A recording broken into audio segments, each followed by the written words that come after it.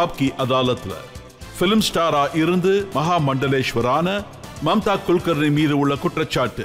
இவங்க நடிகையா இருந்து மாஃபியா கிட்ட மாட்டிக்கிட்டாங்க.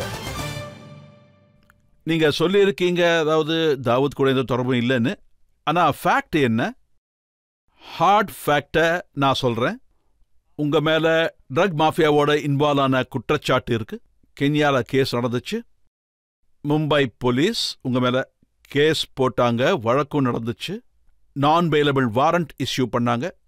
அப்புறம் ரெட் கார்னர் நோட்டீஸ் உங்க மேல கொடுக்கப்பட்டுச்சு.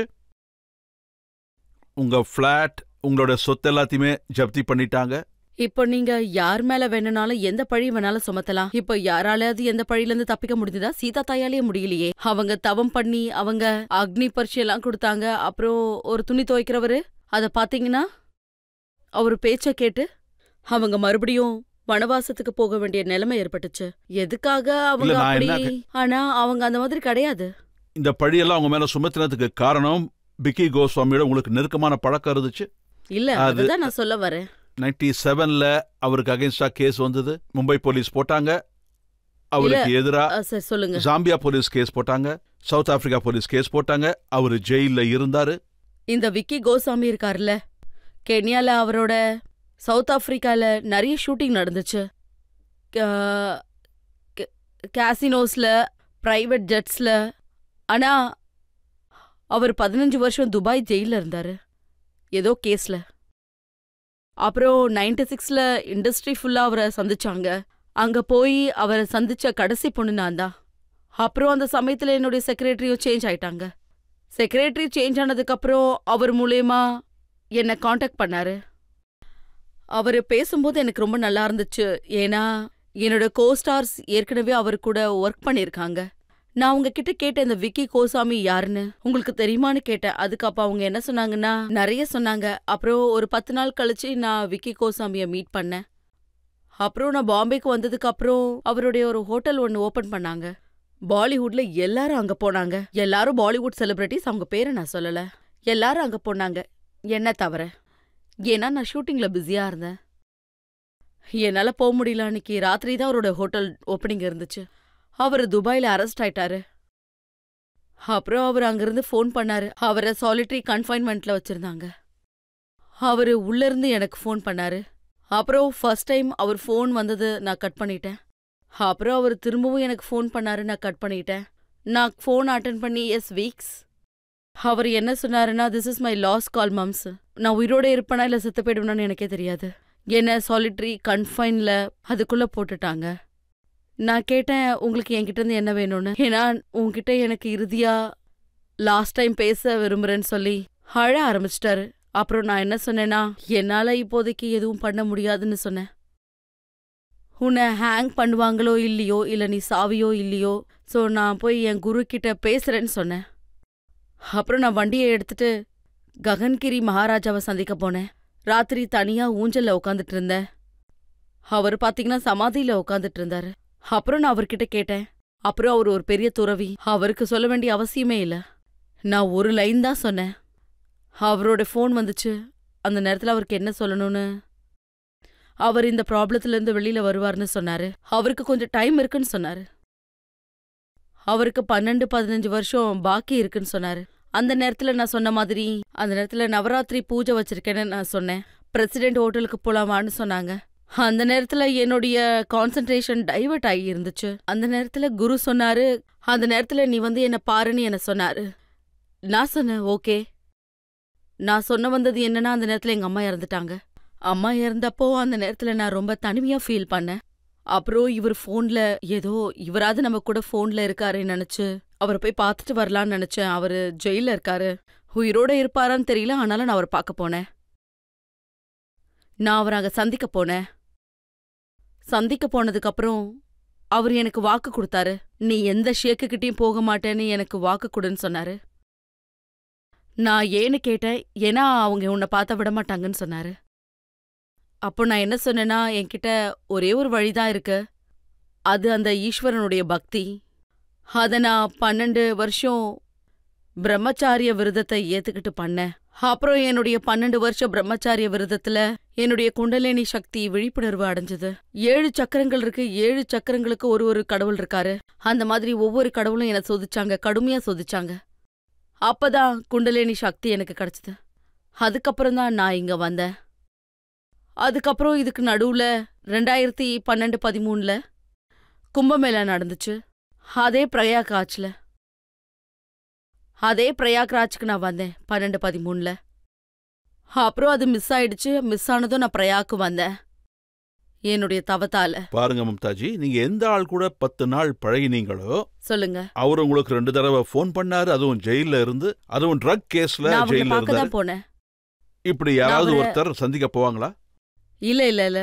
ஏன்னா அந்த மனுஷன் மனசால ரொம்ப நல்லவரு. நீங்க அவரை புரிஞ்சுக்கல, உங்களுக்கு புரியல. அவர் மனசார ரொம்ப நல்லவரு. பாருங்க, எல்லாருக்கும் சொந்தன்னு ஒருத்தவங்க இருப்பாங்க. இப்ப நான் என்ன சொல்றது? நீங்க தவம் பண்ணேன்னு சொல்றீங்க. அப்ப நீங்க தான் முதல் துறவி. துபாயில ஒரு ஷேக்கோட பிளாட்ல வெறும் தியானம் பண்ணிக்கிட்டு இருந்தீங்க. ஆமா. தவம் பண்றவங்க எல்லாம் இமயமலைக்கு போவாங்க, இல்ல ஏதாவது ஒரு ஆசிரமத்துக்கு போவாங்க. இல்ல, இதுதான் மனுஷனோட ஏதோ அறியாமைன்னு சொல்லலாம், இக்னோரன்ஸ்ன்னு சொல்லலாம். இமயமலைக்கு போனாதான் ஈஸ்வரனை அடைய முடியும்னு சொல்றாங்க. என்கிட்ட இப்ப பாத்தீங்கன்னா ஒரே ஒரு பிளாட் தான் இருக்கு. அதுக்குள்ள எந்த வசதியும் இல்ல. கீழே நான் உட்கார ஒரு கம்பளி போட்டிருக்கோம், யோகி வாழ்ற மாதிரி. நீங்க யார பார்த்தாலும் தெரியும். ஒருவேளை போகியா இருந்தா அவங்க ஹிமாலயா கேவ்ல இருந்தாலும் நல்ல நல்ல கருவிகளை வச்சு தேர்ந்த சாப்பாடை சாப்பிட முடியும். இதுதான் நம்ம ஆளுங்களோட தப்பு. நம்ம உடைகளை பார்த்து அவங்க யோகியா இல்லையான்னு முடிவு பண்ணிடுவாங்க. அது அவங்களால ஒண்ணும் பண்ண முடியாது. அந்த அளவுக்கு உங்க குண்டலினி சக்தி வெளிப்பட்டது. கடவுள்கிட்ட இருந்து கிடைச்ச உங்க இந்த சக்தியை வச்சு நீங்க ஒரு போயும் ஒரு ட்ரக் மாஃபியாவை தான் காப்பாத்தணுமா? இல்ல, நான் அதை தான் சொல்றேன். அவரை காப்பாத்துறதுக்கு என்னுடைய சாதனை இருந்துச்சு. நான் சொன்ன மாதிரி ஒவ்வொரு மாசமும் சாப்பாட்டை தியாகம் பண்ணேன். 40 நாளும் அவங்க சொன்ன மாதிரி நான் வெறும் தண்ணியை தான் குடிச்சேன். 60 நாள் 2 மாசத்துக்கு ஒரு வாட்டி இந்த மாதிரி சாப்பாடு இல்லாம இருப்பேன். அதனால என்ன ஆச்சுன்னா, அதுல அவர் திரும்பி வந்தா அவரை கல்யாணம் பண்ணிக்கணும்ன்ற எண்ணம் எனக்குள்ள அழிஞ்சு போச்சு. இதுக்கு தான் நான் சொல்றேன், 12 வருஷம் முடிஞ்சிருச்சு. ஏற்கனவே கல்யாணம் ஆயிருந்ததா? ஒருவேளை ஆயிருக்கலாம், இல்லன்னு கூட சொல்லலாம். ஆனா நான் என்ன சொல்றேன்னா, என்னுடைய பிரம்மச்சாரியம் விரதத்தால அது அழிஞ்சிடுச்சு. அவரை அடையணுங்கிறதுக்காக அது. ஆனா ஒரு இன்டர்வியூல நான் படிச்சேன், அவருக்கு கல்யாணம் ஆன விஷயம் உங்களுக்கு தெரிஞ்சப்ப நீங்க அவரை ரொம்பவே திட்டுனீங்க அப்படின்னு. அது 1996ல அவரு என்ன அப்ரோச் பண்ண ஸ்டார்ட் பண்ணப்போ. அப்புறம் தான் எனக்கு தெரிஞ்சது அவருக்கு இன்னொருத்திக்கு கூட கல்யாணம் முடிஞ்சிடுச்சுன்னு. ஸோ நான் ஃபோன் எடுத்து அவரை திட்டினேன், நீ வெள்ளைக்காரிய கல்யாணம் பண்ணிட்டேன்னு. வெளிநாட்டுக்காரி. அவர் எனக்கு ஃபோன் பண்ணாரு. அவர் கல்யாணம் ஆன விஷயம் தெரிஞ்சதும் அவரை திட்டேன். நான் கேட்டேன், நீங்க என் கூட என்ன பண்ணிக்கிட்டு இருக்கீங்கன்னு. மம்ஸ் என்ன ஆச்சுன்னு கேட்டாரு. You didn't tell me you got மேரிட்னு. அதுக்கு நான் என்ன சொன்னேன்னா, yes better we break up right now. ஒரு மனுஷன் ரொம்ப உள்ள இறங்கினா காதல் அதிகமாயிடும். அந்த உறவுல இருந்து வெளியில வர்றது ரொம்ப கஷ்டமாயிடும். நான் அவர்கிட்ட கேட்டேன், உங்களுக்கு கல்யாணமான விஷயத்த ஏன் என்கிட்ட மறைச்சிங்கன்னு. அதுக்கு அவர் மாம்ஸ். அப்பதான் அவர் என்கிட்ட சொன்னாரு, அந்த பொண்ணு கூட அவருக்கு சரியான அண்டர்ஸ்டாண்டிங் இல்லைன்னு. அவங்க 2 பேரும் வேற வேற ரூம்ல தூங்குவாங்க. அப்ப இப்ப எங்க இருக்காங்க அவங்க? ஓ, அவர் வேற யார் கூட இருக்காரு? வேற எங்கேயோ ஜெயிலையா? இல்ல, இப்ப அவரு வேற ஒருத்தி கூட இருக்காரு. அதான் வெள்ளைக்காரி. வெள்ளைக்காரிங்க 12 வருஷம் வெயிட் பண்ணுவாங்களா என்ன? அவங்க ஒரு நாள் கூட வெயிட் பண்ண மாட்டாங்க. ஒருத்தர் போயிட்டா நெக்ஸ்ட் இன்னொருத்தர். இல்ல, நான் அந்த பொண்ணை பத்தி பேசல. அந்த வெள்ளைக்காரிய பத்தி எனக்கு எதுக்கு? விக்கி கோஸ்வாமி எங்க இருக்காரு?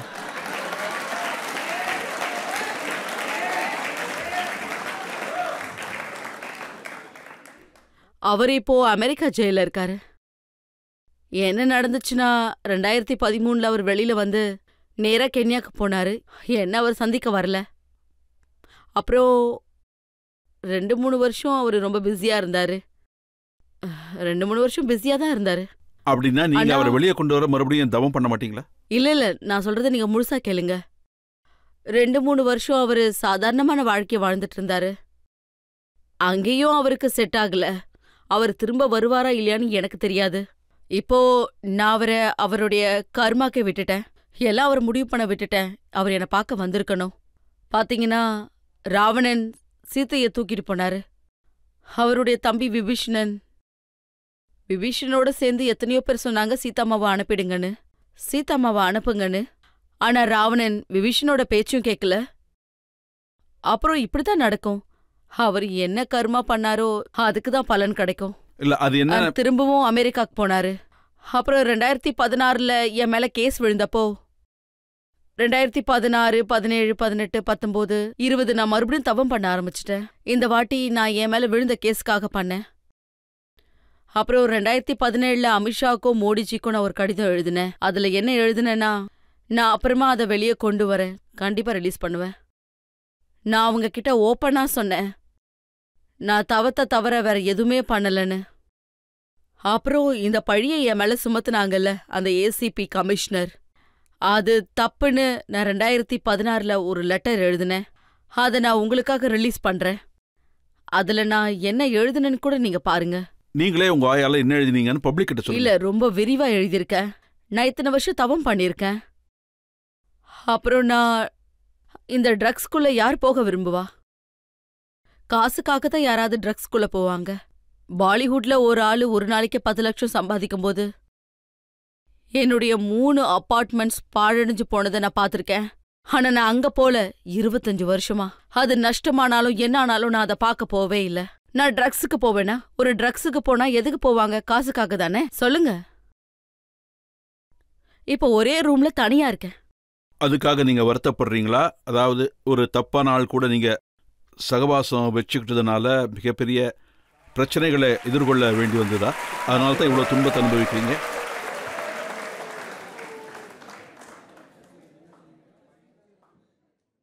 இன்னைக்கு கொஞ்சமா தோணுது. அப்புறமா எனக்கு என்ன தோணுச்சுன்னா, இதுலயும் ஈஸ்வரனோட ஏதாவது பிளானிங் இருந்திருக்கும்னு. பிகாஸ் 2016 இருந்து 24 வரைக்கும் நான் கடும் தவம் பண்ணேன். நான் உங்ககிட்ட சொல்லியிருக்கேன், நான் 12 வருஷம் கடும் தவம் பண்ணியிருக்கேன். நான் சித்த நிலைக்கு போய் சேரல. அது 2016 என் மேல இருந்துச்சு, அப்புறம் அவர் மேல போய் சேர்ந்துச்சு. அதுக்கப்புறம் என்னோட நிலைமை இந்த மாதிரி மாறிடுச்சு. அப்புறம் நான் தவம் பண்ணேன். எப்போ அந்த கேஸ் என் மேல விழுந்துச்சோ, நான் வானத்தையும் பூமியும் ஒன்னாக்கிட்டேன். இதுக்காக நான் உங்களை கண்டிப்பா பாராட்டியே ஆகணும். நீங்க எல்லா கேள்விக்கும் மறைக்காம ஓப்பனாவே பதில் சொன்னீங்க. எந்த விஷயத்தையும் சுத்தி வளைச்சு ஒதுக்க ட்ரை பண்ணல. எல்லா ஃபேக்ட்ஸையும் எல்லா இதற்கையும் சொல்லிட்டீங்க. இது ரொம்ப நல்ல விஷயம். இப்ப ஆடியன்ஸ்ல இருந்து ஒருத்தர் கேள்வி கேட்கலாம். என்னோட கேள்வி என்னன்னா, ஒரு நாள் உங்களை லாலு யாதவ் பாட்னா கூப்பிட்டாரு. அந்த ஷோ பத்தி நிறைய சர்ச்சை உண்டாச்சு. அத பத்தி நீங்க என்ன சொல்ல விரும்புறீங்க? ஆக்சுவலா அந்த நேரத்துல எனக்கு லாலு யாருன்னே தெரியாது. சத்தியமா அப்ப என்ன நடந்துச்சுன்னு நான் சொல்றேன். இவர் அதே செக்ரட்டரி தான் விக்கி கூட என்ன பேச வச்சாரு. அவர் புதுசு 2 மாசம்தான் ஆச்சு. அதுக்கப்புறம் நான் கோவா போனேன்.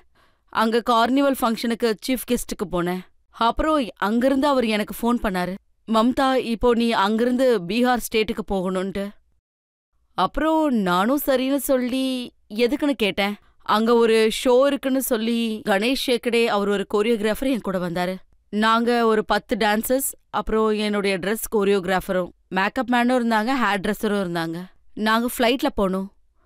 லேண்ட் ஆனதுக்கப்புறம் அந்த நேரத்துல பிலீவ் மீ, ஈஸ்வரன் சாட்சியா சொல்றேன், பீகாருக்கு எதுக்கு வந்தோன்னு தோணுச்சு. நாங்க வண்டியில போயிட்டு இருந்தோம். என்னுடைய ஹேர் ட்ரெஸ்ஸர் என்ன சொன்னாங்கன்னா, நான் பாப்பினை எடுக்க மறந்துட்டேன்னு. நான் இப்ப என்ன பண்ணலான்னு கேட்டேன். இங்க ஏதாவது ஷாப் இருக்கோ அங்க பாக்கலான்னு சொன்னேன். அப்போ இங்க யார்கிட்டயாவது கேட்கலாம் இந்த பாப்பின் இங்க இருக்குமான்னு. அப்ப அந்த நான் டிரைவர்கிட்ட சொன்னேன், கொஞ்சம் இங்க நிறுத்துங்க அப்படின்னு. இப்போ நான் ஒரு கடைக்கு போனோம், அங்க நிப்பாட்டுங்கன்னு சொன்னேன். என்னோட ஹேர் ட்ரெஸ்ஸர் பாப்பினை மறந்துட்டாங்க, அதை வாங்கிட்டு போலான்னு. அவர் என்ன சொன்னாருன்னா, இல்ல இங்க நம்ம வெயிட் பண்ணக்கூடாது. நான் கேட்டேன், ஏன் வெயிட் பண்ணக்கூடாது? அவரு இது நக்ஸலைட் ஏரியான்னு சொன்னாரு. நான் கேட்டேன், நக்ஸலைட் ஏரியாவா அப்படின்னா என்னன்னு கேட்டேன். நான் சொன்னது ஷாக் ஆயிட்டேன். அப்புறம் எனக்குள்ள இருந்து டப் டப் டப்னு சத்தம் வர ஆரம்பிச்சுது. அப்புறம் நாங்க ஹோட்டலுக்கு போனோம். அங்க ஆபீசர்ஸோட லைன் ரொம்ப பெருசா இருந்துச்சு. அங்க யுத்தத்துக்கு போவாங்கல்ல, இந்த மாதிரி AK-47ஓட 100 போலீஸ்மேன் ரைட்ல, 100 போலீஸ்மேன் லெஃப்ட்ல. நாங்க மேல போய் போய் போய் எங்களோட ரூமுக்கு போயிட்டோம், மிலிட்ரி மேன் கூட. நான் என்னோட டோரை ஓபன் பண்ணதும் 5000 பேர் என் ரூம்குள்ள உட்காந்துட்டு இருந்தாங்க. புருஷன், பொண்டாட்டி, பசங்க. கொஞ்சம் ஜாஸ்தி தான். இல்ல ரூம் ஃபுல்லா நிறைஞ்சிருந்தாங்க.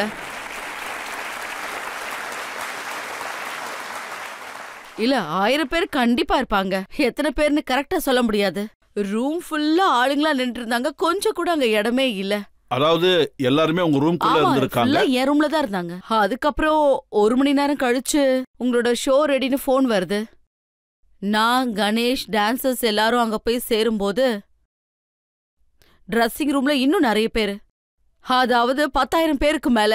எவ்வளோ பெரிய ட்ரெஸ்ஸிங் ரூம் இருந்துச்சு. இடமே பத்தல. எல்லாரும் அங்க நின்னுட்டு இருக்காங்க.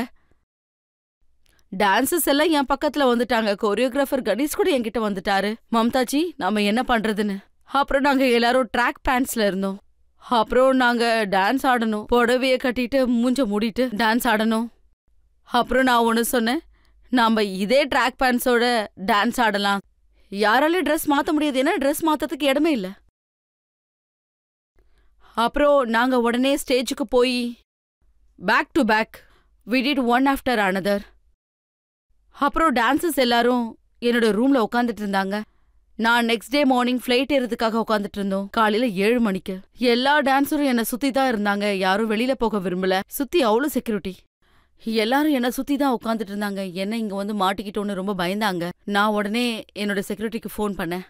நான் என்ன சொன்னேன்னா, பீகார்ல யாரு உன்னை ஷோவை ஒத்துக்க சொல்லி கேட்டது? எனக்கு பணம் முக்கியம் இல்ல. நீங்க நம்ப மாட்டீங்க, எனக்கு படமே வேணான்னு நான் ஒதுங்கி இருந்தேன். எனக்கு காசு முக்கியம் இல்ல. நான் கேட்டேன், you are giving important to மணின்னு. பீகார் எப்படிப்பட்ட இடம்னு உனக்கு தெரிஞ்சிருக்கணும். பீகாரை பத்தி எனக்கு தெரியாது. எனிவே நாங்க எல்லா டான்சர்ஸும் 200 கார்ட்ஸோட ஒரு வழியா ஏர்போர்ட் போய் சேர்ந்துட்டோம். அவங்க எங்களை செக்யூர் பண்ணிட்டாங்க. அங்க ஒருத்தவங்க எங்க கிட்ட சொன்னாங்க, நீங்க ஒருவேளை இந்த ஃபிளைட்டை மிஸ் பண்ணிட்டு இருந்தா நெக்ஸ்ட் ஃபிளைட் 7 நாள் கழிச்சுதான்னு. ஆனா நான் மகாகால் மகாமிருத்தியோட உள்ளுக்குள்ள நான் தவசம் பண்ணிக்கிட்டே இருந்தேன். அப்படின்னு ஃபிளைட் வந்ததும் ஏறி போயிடணும்னு ஃபிளைட் வந்துச்சு. அது டேக் ஆஃப் ஆனதும் எல்லா டான்சர்ஸும் கையை தட்டினாங்க.